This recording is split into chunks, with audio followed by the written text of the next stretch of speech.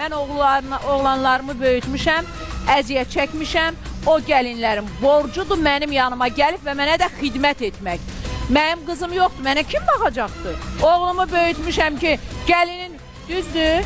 Bir də Jalə xanım, bax həkimsiz. Bəli. Jalə xanım, mən Anar sizə bir bəyin sual verirəm. atadan, valideynindən incimək, küsmək haqqı yoxdur. Onun valideyni Bir özünə dəqiqə, gözləmək. mən Jalə xanıma bir dənə sual O verirəm. küsməyib, ailəsini qoruyub, ailəsini çıxardıb ayrı yazıb. Jalə xanım, Ailəsi bugün qoyanda sizə atı icazə var, verirsiniz, Əlibə. sizə sual verim. Qoy desin. Jalə xanım, Buyurun. bax bugün siz elə bir yerdəsiniz ki, elə bir